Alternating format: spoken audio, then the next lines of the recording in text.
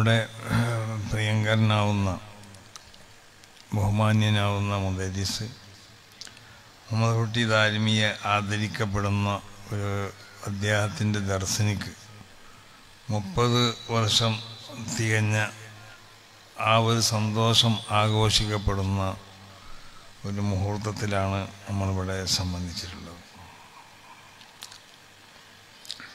ഈ സംരംഭം, ഈ സംഗമം അല്ലാഹു സുബ്ഹാനഹു വ തആല കബൂൽ ചെയ്യട്ടെ.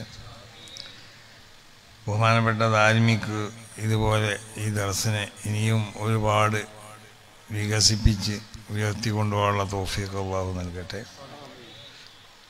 പ്രത്യേകിച്ച് അവരുടെ മരണപ്പെട്ട ഉസ്താദന്മാരുടെ ഖബറുകളൊക്കെ അല്ലാഹു സുഖപൂങ്കാവനാക്കി കൊടുക്കട്ടെ. അവരുടെ ഉസ്താദും അളാപ്പയൊക്കെ ആയ ബഹുമാനപ്പെട്ട കൂമണ്ണപ്പോക്കർ മുസ്ലിയാർ, അദ്ദേഹം രോഗബാധിതനാണെന്നുള്ളത് നമുക്കറിയാം.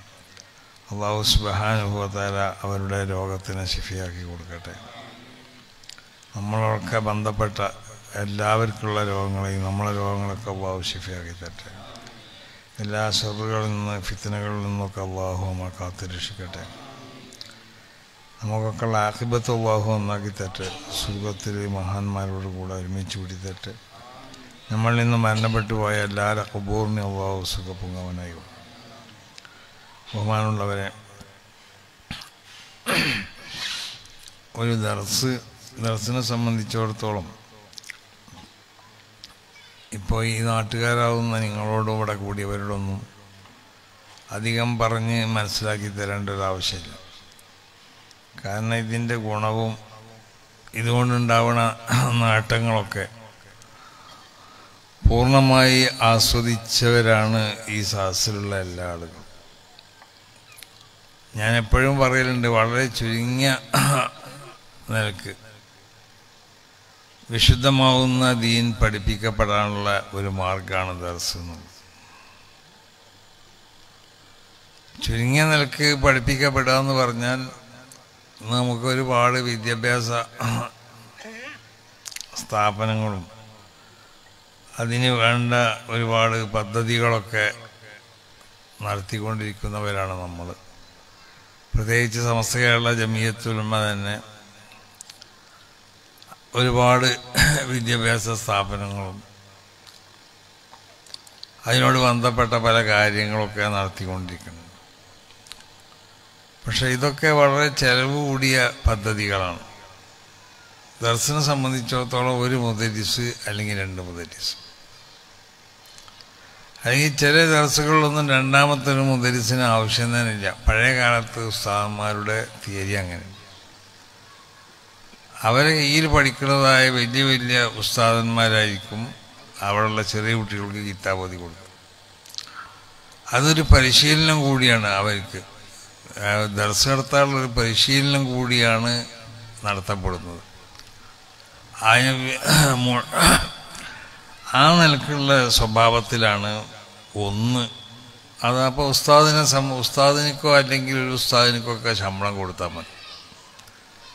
മറ്റൊന്ന്, ഈ കുട്ടികൾക്കൊക്കെ ഭക്ഷണം, ആ ഭക്ഷണം എന്നുള്ളത് അത് വീടുകളിലൊക്കെ പോയി ഭക്ഷണം കഴിക്കണ സമ്പ്രദായമായിരുന്നു പഴയ കാലത്തുണ്ടായിരുന്നത്. അപ്പോൾ അതുകൊണ്ടുണ്ടാകുന്ന മെച്ചം എന്താണെന്ന് ചോദിച്ചാൽ, വീട്ടിലുള്ള സ്ത്രീകൾക്ക് പ്രത്യേക ഒരു ക്ലാസ്സിൻ്റെ ഒന്നും ആവശ്യം ഉണ്ടാവില്ല. അന്നത്തെ കാലത്ത് അങ്ങനെ പ്രത്യേക ക്ലാസ്സുകളൊന്നും നടത്തപ്പെടാറില്ല. നമ്മളിതുപോലെ സംഘടിപ്പിക്കുന്ന പഴയ വയലുകളുണ്ട് രാത്രിയിൽ. അന്നത്തെ വയലു എന്നൊക്കെ പറഞ്ഞാൽ അതിനെന്തെങ്കിലും പഠിക്കാനുണ്ടാവും.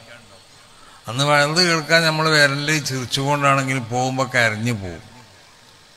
കാരണം ഉഹ്റവിയാവുന്ന ആലിമീങ്ങളായിരുന്നു അന്ന് വയലു പറഞ്ഞിരുന്നു. അവർക്ക് വേറെ താല്പര്യങ്ങളൊന്നുമില്ല, ഭൗതിക താല്പര്യങ്ങളൊന്നുമില്ല. അവർക്ക് വലിയ നിബന്ധനകളൊന്നുമില്ല. നമ്മൾ എന്ത് കൊടുത്താലും, കഞ്ഞി കൊടുത്താലും അവർ കുടിക്കും. നീ ചായ മാത്രം കുടിച്ചാൽ അത് കുടിച്ചു പോകുന്നു, നമ്മളോടൊന്നും പറയില്ല. ഇന്ന ഭക്ഷണമാണെന്നുള്ള ഒരു തിയറിയൊന്നും അവർക്കില്ല.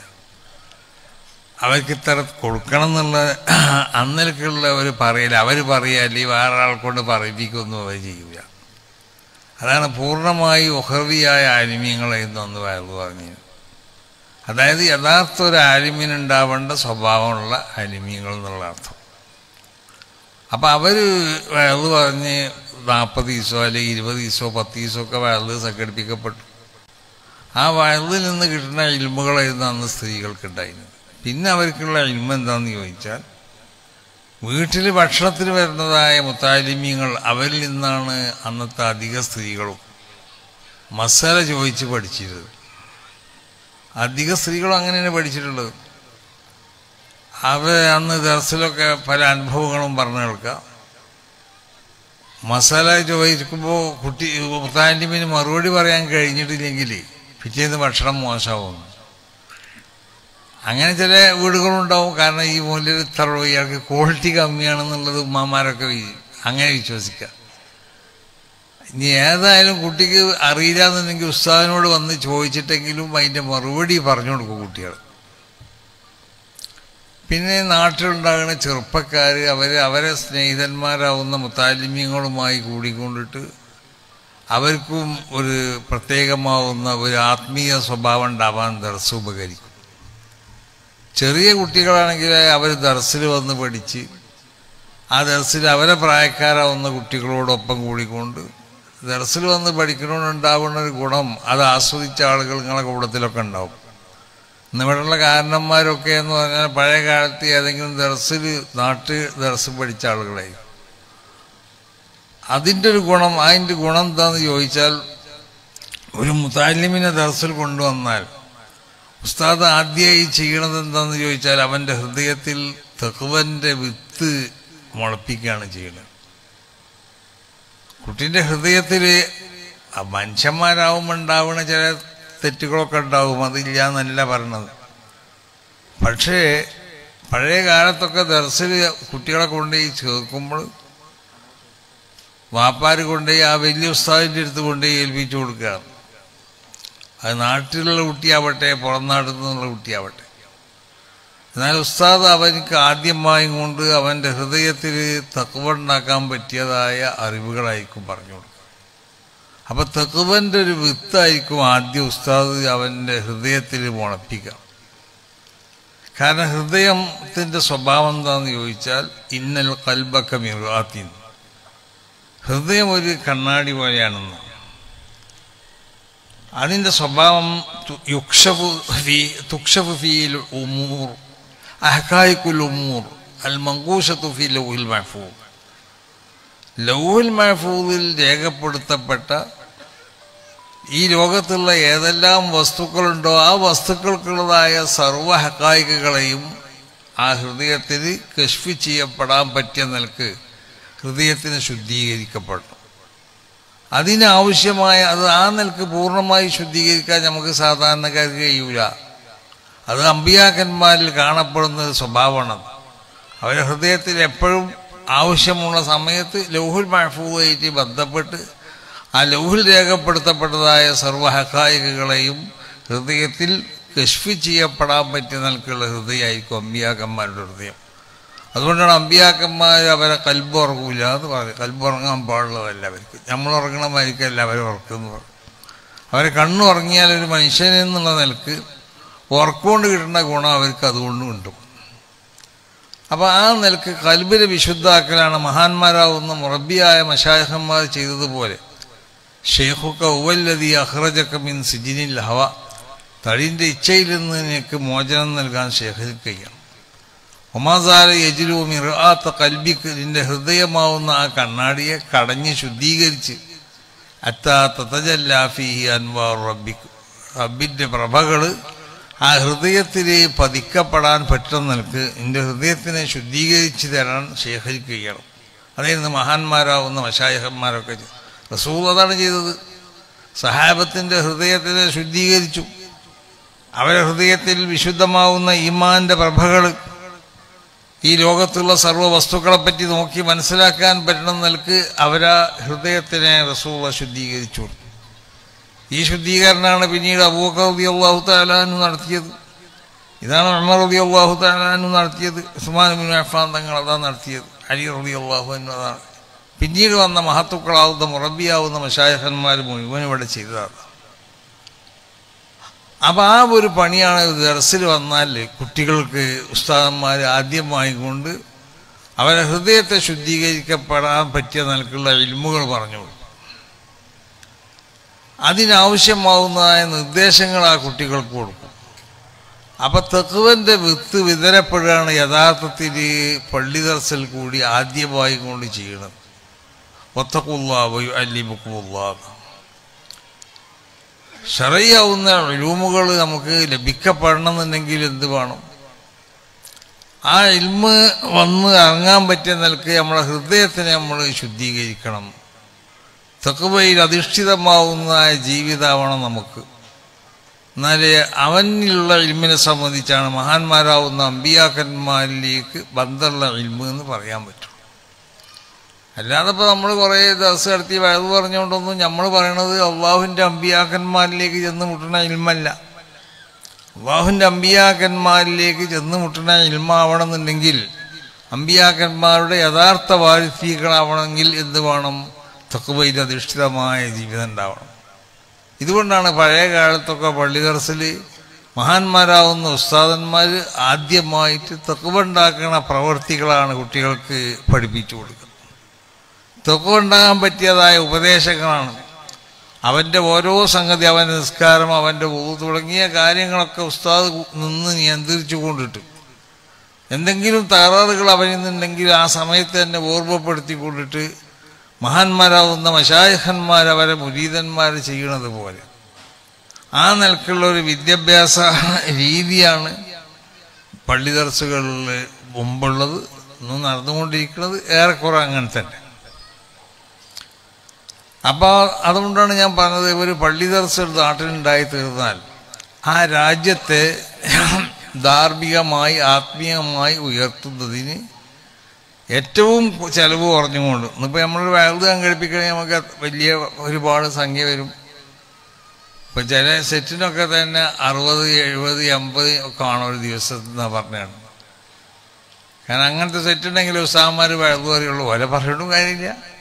വേറെ ദിവസം പറയില്ലേ. അപ്പം അതിനാവശ്യമുള്ള നിലക്കുള്ളതായ അവർ നിർദ്ദേശിക്കുന്ന സ്പീക്കറും മറ്റൊക്കെ വേണ്ടി വരും. ഇതറിയാത്തവരിപ്പോൾ നമ്മളെ മാതിരിക്കുള്ളത് എന്ത് മുന്നിൽ കൊണ്ടുവച്ചാലും അതിൽ പറയും. നമുക്കിതിനെ പറ്റി അറിയില്ല, അതിന് ടെക്നോളജി ഒന്നും അറിയില്ല. അപ്പം നമുക്ക് എന്ത് നമ്മളെ മുന്നിൽ കൊടുന്ന് വെച്ചാലും നമുക്കൊന്നും നിബന്ധനയില്ല. ഈ മരിച്ചപ്പോൾ മരിച്ച, അതുകൊണ്ട് ആർട്ടിന് വല്ല തകരാറുണ്ടാകുകയാണെങ്കിൽ അപ്പം അതിന് ചികിത്സിക്കാന്നുള്ള നിലക്ക് നമ്മൾക്കൊക്കെ ഇപ്പം അങ്ങനെയുള്ളൂ. കാരണം ഇതിനെപ്പറ്റി അറിയാത്തതുകൊണ്ട് ഇതിൻ്റെ അപ്പം ഇങ്ങനെ ഒരു ആ നിലക്കുള്ള വലിയ വലിയ ചെലവുകളാണെന്ന് വിശുദ്ധമാവുന്ന ഇൽമിൻ്റെ പ്രചരണത്തിന് ആവശ്യമായിട്ടുള്ളൂ. ഇങ്ങനത്തെ വലിയ ചിലവൊന്നും ഇല്ലാത്ത നിലക്ക് ചുരുങ്ങിയ നിലക്ക് പഠിപ്പിക്കാൻ ജനങ്ങളെ മുഴുവനും ആത്മീയമായി ഉദ്ധരിക്കപ്പെടാൻ പറ്റിയ നിലക്കൊരു സംവിധാനമാണ് പള്ളി ദർസ്. അപ്പോൾ ആ പള്ളി ദർസ് കൊണ്ട് ഒരുപാട് നേട്ടങ്ങളുണ്ട്. എന്നാൽ ആ പള്ളി ദർസിൽ നമ്മളൊക്കെ ഈ നാട് ദർസിലേക്ക് അത് അധവദിച്ചിട്ടുണ്ടോ എന്നുള്ളത് പേടിക്കപ്പെടണം.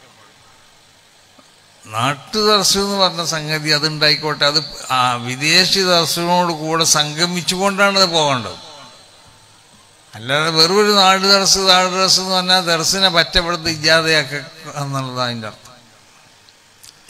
അപ്പം ദർസ് അത് പള്ളി ദർസുകൾ ആ പഴയ സ്വഭാവത്തിൽ വിദേശികളായ കുട്ടികളെ ഉൾക്കൊണ്ടുകൊണ്ടിട്ട് അതോടൊപ്പം നാട്ടിലെ കുട്ടികളെ കയ്യിൽ പങ്കെടുപ്പിച്ചുകൊണ്ടുള്ള ദർസ്, ആ നിലക്കാണ് ദർസ് നമ്മളിവിടെ സംവിധാനിക്കേണ്ടത്. അപ്പോൾ ഈ ദർസ് കൊണ്ടുള്ള നേട്ടം അത് ചില്ലറ നേട്ടമൊന്നുമല്ല, വലിയ നേട്ടങ്ങളാണ്. ആ ദർസിൽ നിന്നുണ്ടാക്കി തീർക്കുന്നതായ ഒരു ആത്മീയ സ്വഭാവമുണ്ട്. ദർസിൽ നിന്നുണ്ടാക്കി തീർക്കുന്ന കുട്ടികൾക്ക് ഉണ്ടാവേണ്ടതായ അവരെ വേഷവിധാനം, അവരൊരു ആലിമാണെന്ന് മനസ്സിലാകാൻ പറ്റിയതായ സ്വരൂപം, ആ വസ്ത്രധാരണ, വലിയവരെ ബഹുമാനിക്കണ സ്വഭാവം. ദീനിൻ്റെ അടിസ്ഥാനം തന്നെ അതാണ്, വലിയവരെ ബഹുമാനിക്കണം. വലിയവരെ മാത്രമല്ല, ദീനിൻ്റെ എല്ലാ ഷിയാറുകളെയും ബഹുമാനിക്കണം. ദീനിൻ്റെ ഷിയാറുകളെ ബഹുമാനിക്കുന്നില്ലെങ്കിൽ ദീനിൻ്റെ അടിസ്ഥാനം നഷ്ടപ്പെട്ടു എന്നാണ് അതിൻ്റെ അർത്ഥം. ഇതാണ് നമ്മളും വിദഈ പ്രസ്ഥാനങ്ങളും തമ്മിലുള്ള വ്യത്യാസം. അവർ ദീനിൻ്റെ അടിസ്ഥാനമാവുന്ന ബഹുമാനിക്കപ്പെടേണ്ട വസ്തുക്കളെ ബഹുമാനിക്കുക എന്നുള്ളതിനെ പൂർണ്ണമായി കൊണ്ട് അതിന് കത്തിവെച്ചിക്കുക. നേരെ മറിച്ച് നമ്മളങ്ങനെയല്ല. നമ്മൾ സുന്നത്ത് ജമാഅത്തിൻ്റെ ആശയം എന്താ? ബഹുമാനപ്പെട്ട വിശുദ്ധമാവുന്ന ഈ ദീനിൻ്റെ അടിസ്ഥാനം എന്താ? ബഹുമാനിക്കപ്പെടേണ്ട സംഗതികളൊക്കെ ബഹുമാനിക്കണം. അത് അള്ളാഹുവിൻ്റെ അമ്പിയാക്കന്മാർ ദീൻ്റെ ഷിയാറുകളാണ്. ദീൻ്റെ ഷിയാർ എന്താണോ ദീൻ്റെ ഷിയാർ, ആ ഷിയാറുകളെ മുഴുവൻ ബഹുമാനിക്കണം. അമ്പിയാക്കന്മാരെ ബഹുമാനിക്കണം, അള്ളാഹുവിൻ്റെ ഔലിയാവിനെ ബഹുമാനിക്കണം, മഹാന്മാരോട് ബന്ധപ്പെട്ട പുണ്യമായ സ്ഥലങ്ങൾ, ആ സ്ഥലങ്ങളെ ബഹുമാനിക്കണം, മഹാന്മാരോട് ബന്ധപ്പെട്ട മറ്റുള്ള സംഗതികളുണ്ടോ. അപ്പം അവരോട് മഹാനാവുന്ന ഇമാം തഖീയുദ്ദീൻ സുബ്കി തങ്ങളെ അഷ്റഫിയ മദ്രസ തന്നെ, നമ്മളെ ഈ ചെറിയ മദ്രസ തന്നെ വലിയ സ്ഥാപനമാണ്, അവിടെ മുദരിസായി കൊണ്ടുപോയി. തഖീയുദ്ദീൻ സുബ്കി എന്ന് പറഞ്ഞാൽ വലിയ മഹാനാണ്, അവരെ മക്കളൊക്കെ തന്നെ വലിയ വലിയ മഹാന്മാരാണ്. താജുദ്ദീൻ സുബ്കി തങ്ങൾ, ബഹാവുദ്ദീൻ സുബ്കി തങ്ങൾ, ഇവരൊക്കെ വലിയ ആളുകളാണ്. അങ്ങനത്തെ തഖീയുദ്ദീൻ സുബ്കി തങ്ങൾ അഷ്റഫിയ മദ്രസയിൽ മുദരിസായി കൊണ്ടുവന്നപ്പോൾ അവർ പരിചയപ്പെടുത്തി കൊടുത്തു അതിൻ്റെ കമ്മിറ്റിക്കാർ. ഇവിടെ മുമ്പ് ദർസ് നടത്തിയെന്ന് മഹാനാവുന്ന മുഹജ്ജിറുൽ മദ്ഹബ് നബി ഇമാം തങ്ങളാണ്. ഷാഫി മദ്ഹബിനെ ഉള്ള അഭിപ്രായങ്ങളെ ശരിക്ക് ക്രോഡീകരിച്ചു. അതിൽ നിന്ന് ഏറ്റവും പ്രബലമാക്കേണ്ടത് ഏതാണെന്നുള്ളത് പ്രബലമാക്കി തന്ന രണ്ട് വ്യക്തികളാണ് മഹാനാവുന്ന ഇമാം റാഫി തങ്ങളും ഇമാം നവവി തങ്ങളും. അതുകൊണ്ടാണ് ബഹുമാനപ്പെട്ടവർക്ക് മുഹജ്ജിറുൽ മദ്ഹബ് എന്ന് പേര് പറയപ്പെടാനുള്ള കാരണം. അപ്പം അങ്ങനത്തെ ഇമാം നവവി തങ്ങളാണ് അവിടെ മുമ്പ് ദർസ് നടത്തിയിരുന്നത്. അപ്പോൾ തഖീയുദ്ദീൻ സുബ്കി തങ്ങൾക്ക് പരിചയപ്പെടുത്തി കൊടുത്തു. ഈ സ്ഥലങ്ങൾക്കറിയോ, ഇത് മഹാനാവുന്ന ഇമാം നവവി തങ്ങൾ ദർസ് നടത്തിയിരുന്ന സ്ഥലം. മൂപ്പര് ഇവിടെ ഇരുന്നാണ് ദർസ് നടത്തിയിരുന്നത്. മൂപ്പര് കിതാബ് മുത്താലായി ചെയ്യുന്നത് ഇവിടെ ഇരുന്നിട്ടാണ്. മൂപ്പര് കിതാബ് എഴുതിയിരുന്നത് ഇവിടെ ഇരുന്നിട്ടാണ്. അങ്ങനെ ഇമാം നവവി തങ്ങളോട് ബന്ധപ്പെട്ട കാര്യങ്ങൾ പറഞ്ഞു കൊടുത്തപ്പോൾ ഇമാം സുബ്കി തങ്ങൾ പറഞ്ഞു, വഫീദാരിൽ ഹദീസ് ലത്തീഫു മഅനൻ ഇലാ ബസ്തില്ലഹ അസ്ബുവാവി ലഅല്ലി അനനാല ബിഹരി വജ്ഹി മക്കാനൻ മസ്സഹു ഖദമുൻ നവാവി. ഇവിടെ എന്തൊക്കെ ഞാൻ അനുഭവിക്കലുണ്ട് എന്നാ. ഇവിടെ ഈ സ്ഥലത്ത് ഒരുപാട് എന്തോ എനിക്ക് പറയാൻ പറ്റാത്ത എന്തൊക്കെയാ ഒരുപാട് പിന്നെ അനുഭൂതികൾ ഞാൻ ഇവിടുന്ന് ആസ്വദിക്കുന്നു. മഹാനാവുന്ന ഇമാം നവവി തങ്ങളെ കാല് സ്പർശിച്ച ഈ സ്ഥലം, ഇതിൽ ഞാനൊന്ന് മുത്തട്ടെ എന്ന് പറഞ്ഞ് അവിടെ മുത്തുകയാണ് മഹാനാവുന്ന തഖീയുദ്ദീൻ സുബ്കി തങ്ങൾ. അതാണ് ദീനിൻ്റെ അടിസ്ഥാനം. ആ ദീനിൻ്റെ അടിസ്ഥാനമാണ് ആദ്യമായിട്ട് തന്നെ മഹാനാവുന്ന ആദം നബി അലൈഹി സ്വലാത്തു വസ്സലാമിനെ അള്ളാഹു ഖൽഖ് ചെയ്തപ്പോൾ ആദം നബി അലൈഹി സ്വലാത്തു വസ്സലാമിനിക്ക് ലോകത്തുള്ള ഇൽമുകൾ, എല്ലാ അറിവുകളെയും ആദം നബിക്ക് അള്ളാഹു പഠിപ്പിച്ചു. ഈ പുതിയ ശാസ്ത്ര സംവിധാനങ്ങളൊക്കെ അതിൽ നിന്ന് പോകുന്നതാണ്. അത് വേറൊരു പതിപ്പായിരുന്നു മഹാനാവുന്ന ആദം നബി അലൈഹി സ്വലാത്തു വസ്സലാമിൻ്റെ കൈവശം ഉണ്ടായിരുന്ന ശാസ്ത്രീയ, അത് ഇലാഹിയാവുന്ന ചില ശാസ്ത്രീയ സംവിധാനങ്ങൾ, മാധ്യമങ്ങൾ ഉപയോഗിച്ചു അതിൽ നിന്ന് വികസിപ്പിച്ചെടുത്തതാണ് പിന്നീട് ഇവിടെ വന്ന എല്ലാ ഭൗതിക ശാസ്ത്രങ്ങളും. അപ്പോൾ മലായിക്കത്തിനോട് അല്ലാഹു ആദം നബി അലൈഹി സ്വലാത്തു വസ്സലാമിനിക്ക് സുജൂദ് ചെയ്യാൻ പറഞ്ഞു. അപ്പം പിന്നെ അവിടെ ന്യായം പറയേണ്ട ആവശ്യമില്ല. ഇബ്ലീസ് ന്യായം പറഞ്ഞു. ആ ന്യായം തെറ്റാണ്. അവൻ്റെ ന്യായം എന്താ? ആദമിനെ സൃഷ്ടിക്കപ്പെട്ടത് മണ്ണിനാലാണ്, എന്നെ സൃഷ്ടിക്കപ്പെട്ടത് തീയിനാലാണ്. മണ്ണും തീയും കൊള്ള നോക്കുമ്പോൾ തീയിനിക്കാണ് സ്ഥാനം കൂടുതലുള്ളത്. അതുകൊണ്ട് തീയിനാൽ സൃഷ്ടിക്കപ്പെട്ട എനിക്കാണ് ആദമ് സുജൂദ് ചെയ്യേണ്ടത് എന്നാണ് പറഞ്ഞത്. പക്ഷെ അത് ന്യായമല്ല. അവൻ പറഞ്ഞത് വളരെ വിഡിത്താണ്. കാരണം മണ്ണും തീയും കൊള്ള നോക്കുമ്പോൾ മണ്ണിനിക്കാണ് മഹത്വം കൂടുതലുള്ളത്. കാരണം മണ്ണിൻ്റെ സ്വഭാവം ഒരു സാധനത്തിനെ മുളപ്പിച്ചുണ്ടാക്കുക എന്നുള്ളത്, തീയിൻ്റെ സ്വഭാവം ഒരു സാധനത്തിനെ നശിപ്പിച്ച് കളയുക എന്നുള്ളതുമാണ്. അപ്പം അവൻ്റെ യുക്തി കൊണ്ട് അവനക്ക് അത്രേ മനസ്സിലാക്കാൻ കഴിഞ്ഞിട്ടുള്ളൂ ഇബ്ലീസിനിക്ക്. പക്ഷേ ഇബ്ലീസ് ആദം നബി അലൈഹി സ്വലാത്തു വസ്സലാമിനെ ബഹുമാനിക്കാൻ സന്നദ്ധനായില്ല. ആദം നബിക്ക് സുജൂദ് ചെയ്യാന്ന് പറഞ്ഞാൽ അതിൻ്റെ അർത്ഥം എന്താ? ആദം നബിയെ ബഹുമാനിക്കണം എന്നാ മലായിക്കത്തിനോട് പറഞ്ഞു. അതിൻ്റെ അർത്ഥം എന്താ? മലായിക്കത്താവുന്ന നിങ്ങളെക്കാൾ ഈ മനുഷ്യന്മാർക്ക് ഇവിടെ വളർന്ന് ഉയരാൻ അവർക്ക് കഴിയും. നിങ്ങൾ എത്തിപ്പെടാത്ത സ്ഥലത്തൊക്കെ ഇവർക്കെത്താൻ കഴിയും. മെഹറാജ് രാത്രി കണ്ടില്ലേ? നബി അലൈഹി സ്വലാത്തു വസ്സലാമിന് പോലും അനുമതിയില്ലാത്ത സ്ഥലത്ത് റസൂൽ സ്വല്ലല്ലാഹു അലൈഹി വസല്ലം തങ്ങൾ ചെന്നെത്തുകയാണ്. അപ്പം മനുഷ്യരിവിടെ ഉയർന്നു കഴിഞ്ഞാൽ മലായിക്കത്തെ നിങ്ങളെക്കാൾ ഉയരാൻ കഴിയും. അങ്ങനത്തെ ഒരു വിഭാഗമാണ് ഈ അമ്പിയാക്കന്മാർ. അതുകൊണ്ട് ആദം നബിക്ക് സുജൂദ് ചെയ്യണം. എന്തുകൊണ്ട്? ദീനിൻ്റെ അടിസ്ഥാനം ബഹുമാനാണ്. ആദം നബിക്ക് സുജൂദ് ചെയ്യണം എന്നാണ് പറഞ്ഞത്. അള്ളാഹ് പറഞ്ഞാൽ ആർക്കും സുജൂദ് ചെയ്യാലോ, മനുഷ്യർക്ക് സുജൂദ് ചെയ്യാൻ പാടില്ല. പക്ഷെ അള്ളാഹ് ആദം നബിക്ക് സുജൂദ് ചെയ്യാൻ പറയാണ് ചെയ്യണത്. അത് ആദം നബിനെ വസീലാക്കി അള്ളാഹ്ക്ക് സുജൂദ് എന്ന് പറയേണ്ട ആവശ്യമില്ല. ആദം നബിക്ക് സുജൂദ് ചെയ്യണം. സുജൂദ് ആദം എന്ന് പറഞ്ഞാൽ അള്ളാഹ് പറഞ്ഞാൽ ആർക്കും സുജൂദ് ചെയ്യാം. അപ്പോ ആദം നബിക്ക് സുജൂദ് ചെയ്യാൻ പറഞ്ഞപ്പോൾ ഇവനും എന്തോ ഒരു ബഹുമാനിക്കാൻ തയ്യാറല്ല. ഇത് ദീനിന്റെ അടിസ്ഥാനത്തിനുള്ള എതിരാണ് അവൻ ചെയ്തിട്ടുള്ളത്. അപ്പൊ ദീനിന്റെ അടിസ്ഥാനം ബഹുമാനിക്കപ്പെടേണ്ട വസ്തുക്കളെ സ്ഥലങ്ങളെയൊക്കെ ബഹുമാനിക്കണം. റസൂൽ സല്ലല്ലാഹു അലൈഹി വസല്ലം തങ്ങൾ ജിബ്രീൽ അലൈഹി സ്വലാത്തു വസ്സലാമും കൂടി പോകുമ്പോൾ ബത്ലഹമിലെത്തിയപ്പോൾ റസൂലുള്ളാഹിയോട് ജിബ്രീൽ പറഞ്ഞു, സ്വല്ലിയാഹുന റക്അത്തെ, ഇവിടുന്ന് 2 റക്അത്ത് കേൾക്കി നബിയെ. എന്നിട്ട് അതിന്റെ കാരണം പറഞ്ഞു കൊടുത്തു ജിബ്രീൽ അലൈഹി സ്വലാത്തു വസ്സലാം. ആദാ ബൈത്തുലഹമിൻ, ഇത് ബത്ലഹം എന്ന് പറഞ്ഞ സ്ഥലമാണ്. ഫീഹി ഉലിദ ഈസ, ഈസ നബി അലൈഹി സ്വലാത്തു വസ്സലാമിനെ ഇവിടെയാണ് പ്രസവിക്കപ്പെട്ടത്. ഈ സ്ഥലത്തിന് എനിക്കൊരു പുണ്യമില്ല. ഈസ നബിനെ പ്രസവിക്കപ്പെട്ടു എന്നുള്ളത് കൊണ്ട് ഈ സ്ഥലം വളരെ പവിത്രമാവുന്ന ബഹുമാനിക്കപ്പെട്ട സ്ഥലമായി നബിയെ. ഈ സ്ഥലത്തിനെ ബഹുമാനിച്ചുകൊണ്ട് നിങ്ങൾ ഇവിടുന്ന് 2 റക്അത്ത് നിസ്കരിക്കണം. അവ മഹാന്മാരോട് ബന്ധപ്പെട്ട സ്ഥലങ്ങളാവട്ടെ ദിവസങ്ങളാവട്ടെ അതിനൊക്കെ ഒരു പുണ്യമുണ്ട്. ഇത് വിശ്വസിക്കുന്നവരാണ് നമ്മൾ. ഇതാണ് ദീനിന്റെ അടിസ്ഥാനം.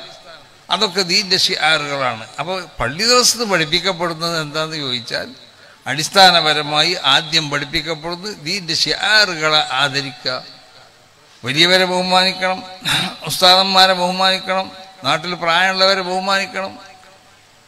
വാപ്പാന്റെ പ്രായമുള്ളവരെ വാപ്പാനെ മാത്രം ബഹുമാനിച്ചാൽ വാപ്പാന്റെ പ്രായമുള്ളവരെ ബഹുമാനിക്കണം. ഉസ്താദിന്റെ ശരീക്കന്മാരെ ബഹുമാനിക്കണം, നമ്മളെക്കാൾ പ്രായം കൂടിയവരെ ബഹുമാനിക്കണം. ഇതാണ് പള്ളി ദർസിൽ കൂടി ഉണ്ടാക്കി തീർക്കുന്നതായ അടിസ്ഥാനപരമാവുന്ന അതിൻ്റെ ഏറ്റവും പ്രധാനപ്പെട്ടതായ ഒരു സ്വഭാവം. അപ്പൊ ഈ നിലക്ക് മുത്താലിമീങ്ങളെ ദീനിന്റെ അടിസ്ഥാന സ്വഭാവങ്ങൾ മനസ്സിലാക്കി കൊടുത്തുകൊണ്ട് അവരെ ഹൃദയത്തിൽ തഖ്വന്റെ വിത്ത് വിതച്ചുകൊണ്ടിട്ട് ആ തഖ്വനെ വളർത്തിയെടുക്കാൻ ആവശ്യമാവുന്നതായ, അതായത് വിശുദ്ധ ഈമാനിനെ പ്രകാശിപ്പിച്ചെടുക്കാൻ, ആ ഈമാനിനെ വളർത്തിയെടുക്കാൻ ആവശ്യമാവുന്നതായ പ്രവർത്തനങ്ങളാണ് ദർസിൽ കൂടി മഹാന്മാരാവുന്ന ഉസ്താദന്മാർ കുട്ടികൾക്ക് ശീലിപ്പിക്കുന്നത്. അതായത് തികച്ചും മുഖർവിയാവുന്ന ഉലമാ, ആ ഉലമാ അവരാണ് യഥാർത്ഥ ഉലമാ. അൽ ഉലമാഉ വറസത്തുൽ അംബിയാ എന്ന് പറഞ്ഞാൽ ഇവിടെ പ്രസംഗിക്കുക ദർശനത്തിന് എല്ലാവരെ പറ്റിയല്ല അൽ ഉലമാ എന്ന് പറഞ്ഞത്. യഥാർത്ഥ ഉലമാ എനിക്കുണ്ടാവേണ്ട സ്വഭാവ ഗുണങ്ങൾ, ആ സ്വഭാവ ഗുണങ്ങളുള്ളവര്, അതാ ആ സ്വഭാവ ഗുണങ്ങളുള്ള ആലിമീങ്ങൾ മാത്രമേ അമ്പിയാക്കന്മാരാനന്തരാവകാശികളാവുള്ളൂ. അപ്പോൾ കഴിയണത്ര ആ സ്വഭാവമുള്ള ഉലമാവിനെ വളർത്തിയെടുക്കാൻ വേണ്ടി ശ്രമിക്കണേ. അതിനുള്ള ഒരു വേദിയാണ് ഇതുപോലുള്ള ദർസുകൾ എന്ന് പറഞ്ഞത്. അപ്പോൾ ദർസുകളെ പോഷിപ്പിക്കണം, ദർസുകൾക്ക് വേണ്ട സഹായങ്ങൾ ചെയ്തു കൊടുക്കണം, ആ ദർസുകളെ വളർത്താൻ വേണ്ടി നമ്മൾ ശ്രമിക്കണം. ഇത് ദീൻ ഇവിടെ നിലനിർത്താൻ ആവശ്യമാവുന്ന സംഗതി. ദീൻ്റെ സ്വഭാവം ദീൻ നമുക്കറിയാമല്ലോ. റസൂലുള്ളാഹി സ്വല്ലല്ലാഹു അലൈഹി വസല്ലമ തങ്ങൾ വിശുദ്ധ ദീൻ ഈ ദീനുമായിട്ട് ഇവിടെ വരുമ്പോൾ അത് മുൻകഴിഞ്ഞ അമ്പിയാക്കന്മാരുടെ തുടർച്ചയിൽ നിന്നത് പുതിയ ഒരു ശരീഅത്ത് ആയിട്ട് റസൂലുള്ള വന്നിട്ടുള്ളൂ. അടിസ്ഥാനപരമായി മഹാന്മാരാവുന്ന മുൻകഴിഞ്ഞ അമ്പിയാക്കന്മാർ പ്രബോധനം ചെയ്ത ആ പ്രബോധനത്തിൻ്റെ തുടർച്ചയാണ്. അതായത് ഇസ്ലാം ദീനത്തിന് നബിയും പ്രബോധനം ചെയ്തത്. പക്ഷേ നബി സല്ലല്ലാഹു അലൈഹി വസല്ലമ തങ്ങൾക്ക് പ്രത്യേകമാവുന്ന ശരീഅത്തിനെ അള്ളാഹു അവതരിപ്പിച്ചു. മുമ്പുള്ള അമ്പിയാക്കന്മാരുടെ സ്വഭാവം അങ്ങനെ തന്നെ. ഓരോരുത്തർക്കും അവരുടെ കാലഘട്ടത്തിനോട്, അവരുടെ അന്നത്തെ ജനങ്ങളോട്, ആ പ്രദേശത്തിനോടൊക്കെ യോജിച്ച് നിൽക്കുന്ന ശരീഅത്തുകൾ അള്ളാഹു അവതരിപ്പിച്ചിട്ടുണ്ട്. പക്ഷെ ആ ശരീഅത്തുകൾക്കൊക്കെ പ്രത്യേകമാവുന്ന സമയങ്ങളുണ്ടായത്. ആ സമയം കഴിഞ്ഞാൽ അത് ദുർബലപ്പെട്ടോളണം എന്നാണ്, അതിനെ ദുർബലപ്പെടുത്തിക്കൊള്ളണം. അതുകൊണ്ട് അവരെ ശരീഅത്തിൽ ഇവിടെ സംരക്ഷിക്കപ്പെടേണ്ട ആവശ്യം വന്നില്ല. നബി സല്ലല്ലാഹു അലൈഹി വസല്ലമ തങ്ങളിലേക്ക് അവതരിപ്പിക്കപ്പെട്ട ശരീഅത്ത് അത് ഇവിടെ ഖിയാമത്ത് നാൾ വരെ, അല്ലെങ്കിൽ ഇത് നിലനിൽക്കേണ്ട കാലം വരെ ഇവിടെ നിലനിൽക്കേണ്ടത്. അതുകൊണ്ടാണ് ഇന്നാ നഹ്നു നസ്സൽനാ ദിക്റ വ ഇന്നാ ലഹു ലഹാഫിളൂൻ. ഈ വിശുദ്ധമാവുന്ന ഈ ശരീഅത്ത് അള്ളാഹു അവതരിപ്പിച്ചു. ഇവിടെ അതിനെ സംരക്ഷിക്കേണ്ട സംവിധാനങ്ങൾ അള്ളാഹു ഓരോ കാലഘട്ടത്തിലും ആ കാലഘട്ടത്തിനോട് അനുയോജ്യമായ നിൽക്ക് അള്ളാഹു ഉണ്ടാക്കിക്കൊണ്ടേ. പക്ഷെ നബി വരുമ്പോൾ അവിടെ ഉണ്ടായിരുന്ന അവസ്ഥ വളരെ മോശമായ അവസ്ഥയായിരുന്നു. അതല്ലേ ബദഅൽ ഇസ്ലാമു ഗരീബാ എന്ന് റസൂലുള്ളാഹി പറഞ്ഞു. ഇസ്ലാം ഇവിടെ അവതരിക്കുന്നത് ഏത് നിൽക്കാണ്? അത് അന്നുണ്ടായിരുന്ന സർവ്വ ഫസാദുകളെയും ഇസ്ലാഹി ചെയ്തുകൊണ്ട് നന്നാക്കാൻ വേണ്ടിയാണ് ഇസ്ലാം ഇവിടെ വന്നത്. അതിൻ്റെ തുടങ്ങിയ കാലഘട്ടത്തിലുള്ളത് പോലുള്ളൊരു അവസ്ഥ ഇവിടെ വരും. തൂബാലിൽ ഖുറബാ, ആ കാലഘട്ടത്തിൽ ഇവിടെ നടക്കുന്നതായ സർവ്വ ഫസാദുകളും അല്ലദീന യുസ്രിഹൂനൽ ഫസാദ്, ഇവിടെ നടക്കുന്ന സർവ്വ ഫസാദുകളെയും നന്നാക്കി തീർക്കുന്ന ആളുകൾ ആരാണോ അവർക്കാണ് എല്ലാ നിലക്കുള്ള വിജയവും. അപ്പോൾ ദീൻ ഇവിടെ ഫസാദായി കൊണ്ട് വരുന്നതായ ഇവിടെ ഈ ലോകം ഫസാദീയത്തിലേക്ക് പോയിക്കൊണ്ടിരിക്കുന്ന ഒരു കാലഘട്ടം. അപ്പോൾ അടിസ്ഥാനപരമായി ദീൻ്റെ സ്വഭാവങ്ങൾ പറഞ്ഞ് മനസ്സിലാക്കി കൊടുക്കുക, അതാണ് ഉറബാ എന്ന് പറഞ്ഞാൽ. അങ്ങനത്തെ ആ ഉറബാ ഇവിടെ ഉണ്ടാവണം.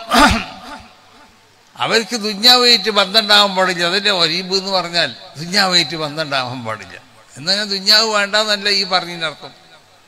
ദുന്യവിയാവുന്ന തറഫുഹാത്തുകൾ, ദുന്യവിയാവുന്ന ആഡംബരങ്ങൾ, ഇത് ഇവിടെ ആസ്വദിക്കാൻ വേണ്ടി ജീവിക്കുന്നവരാവാൻ പാടില്ല. അങ്ങനത്തെവർക്ക് ഈ പ്രബോധനത്തിന് അവകാശമില്ല.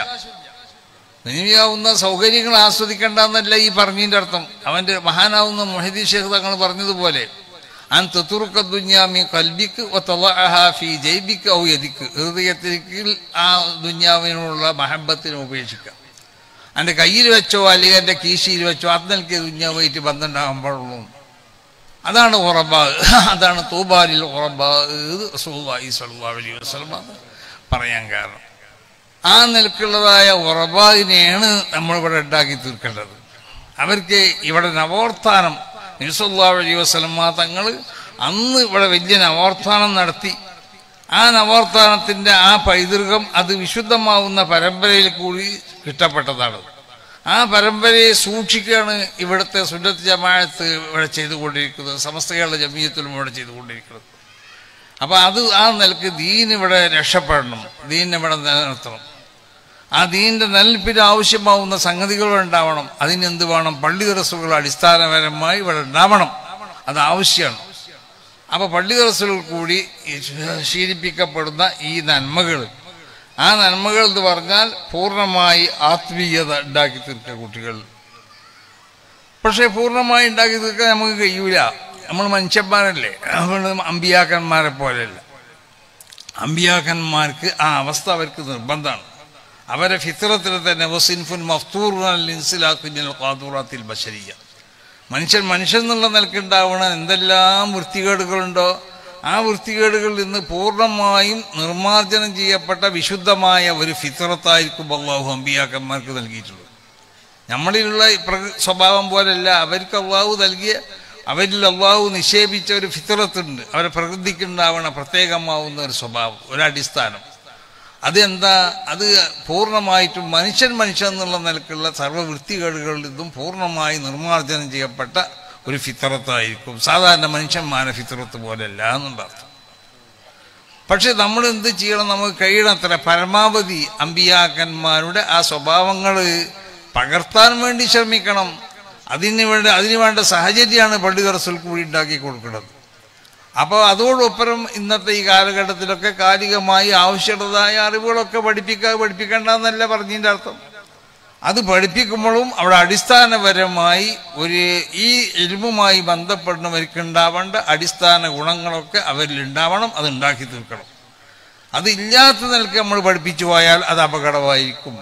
അതുകൊണ്ടാണ് ഈ പള്ളി ദർസിൻ്റെ ഈ പ്രത്യേകത. ആരെന്ത് പറഞ്ഞാലും ആരെതിർത്താലും പള്ളി ദർസ് തന്നെയാണ്. അതെനിക്ക് ഒരു പോരായ്മയില്ല.